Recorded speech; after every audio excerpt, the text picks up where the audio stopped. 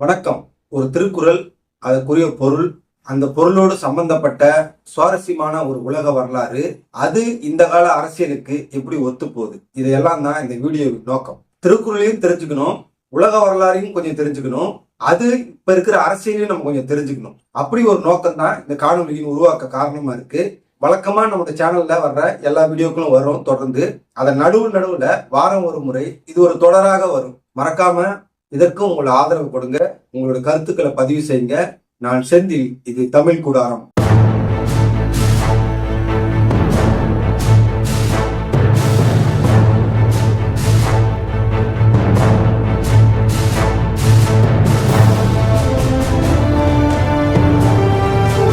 சுவாரஸ்யமான ஒரு வரலாற்று சம்பவத்தை பார்த்துக்குவோம். ஜூலியஸ் சீசர் உங்களுக்கு எல்லாம் நல்லா தெரியும். அவர் பேரை சொன்னாலே எல்லாருக்கும் காதல் தான் ஞாபகம் வரும். காதல் கதைகள், நாடகங்கள்லாம் பார்த்துருக்கு. அவர் முதலா பேரரசனாக முடிசூட போறாரு. அவர் முடிசூடுறதுக்கு முன்னாடியே மிகப்பெரிய ஒரு எதிர்ப்புகளா இருக்கு. அவர் வரக்கூடாதுன்னு பல பேர் சதி பண்றாங்க.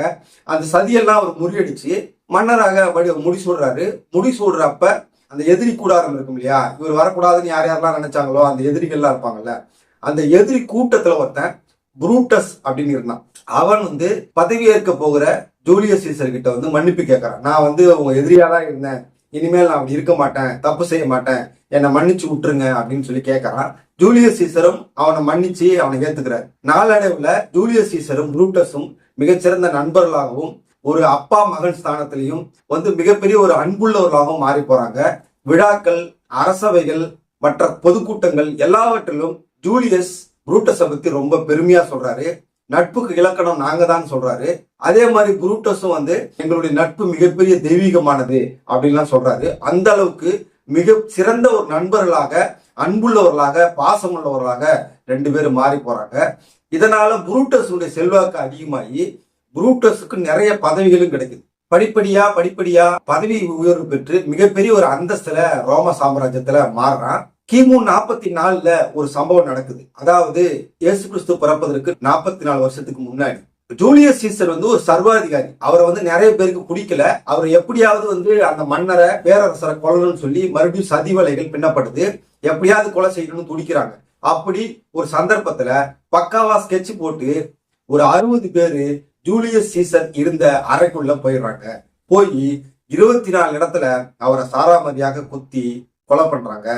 உயிர் போகிற கடைசி நிமிடம் ஜூலியஸ் சீசர் அந்த உள்ள 60 பேரையும் குத்துயிரும் கொலையுயிருமாக அப்படியே அரை கண்ணுல பாக்குறாரு.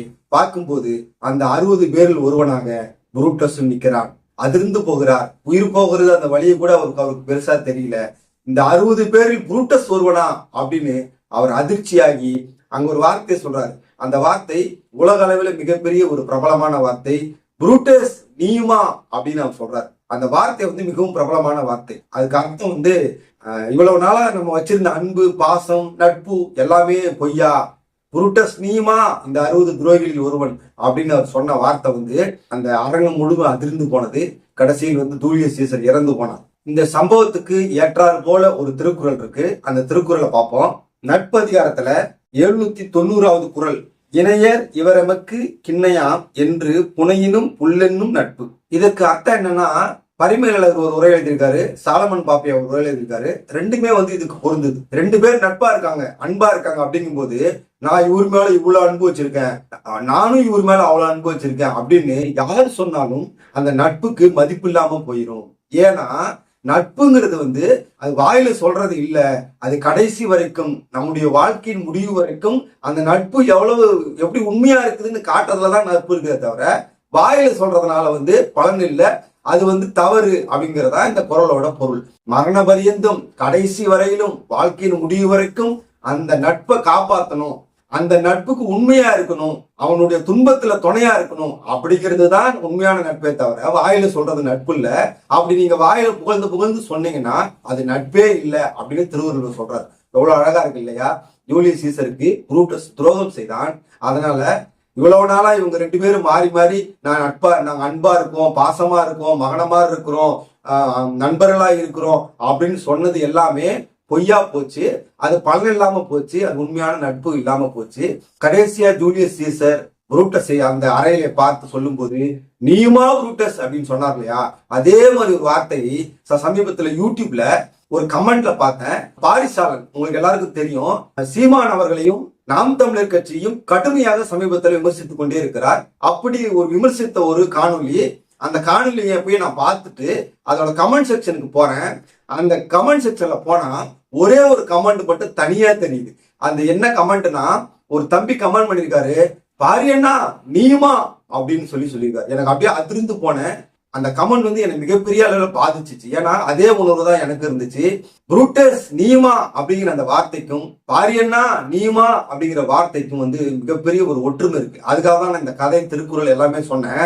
எனக்கு அதே மாதிரி ஒரு அதிர்ச்சி இருக்கு, பாரி வந்து ஏன் அப்படி பண்றாரு அப்படின்னு. ஏன்னா அந்த தம்பி சொன்ன அந்த வார்த்தை, பாரியண்ணா நீயுமா அப்படின்னு சொன்னார்ல, அந்த வார்த்தை வந்து மிக அந்த தம்பிக்குள்ள எவ்வளவு ஒரு வழி இருக்குது அப்படிங்கிறது அந்த வார்த்தை உணர்த்துது.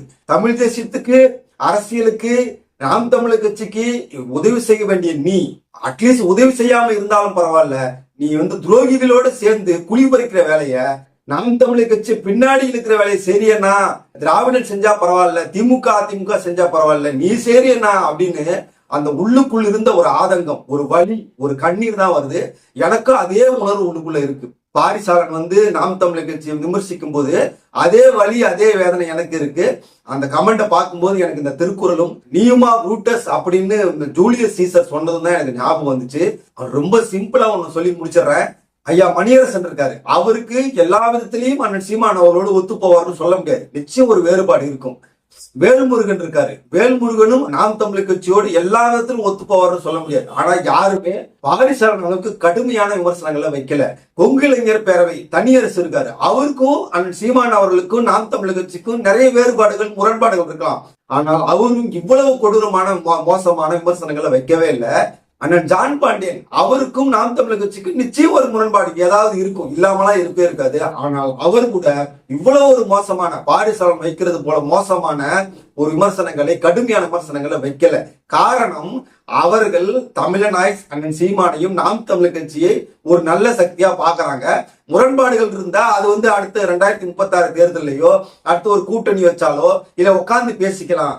நம் தமிழர்களுக்குள்ளாக பிளவுகளை ஏற்படுத்தக்கூடாது, அப்பதான் திராவிடர்களை வந்து நம்ம ஜெயிக்க முடியும்னு அவங்க உள்ளுக்குள்ளார அவங்க எல்லாருக்கும் ஒரு எண்ணம் இருக்கு.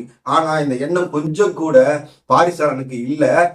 அதுதான் அந்த கமெண்ட்ல சொல்லுது, பாரியண்ணா நீயுமா. நானும் அதே தான் சொல்றேன், பாரி நீயுமா. முடிந்தவர்கள் உங்களால் இயன்றதை இந்த சேனலின் வளர்ச்சிக்கு இந்த QR கோடை பயன்படுத்தி அளிக்குமாறு உங்களை அன்போடு கேட்டுக்கொள்கிறோம்.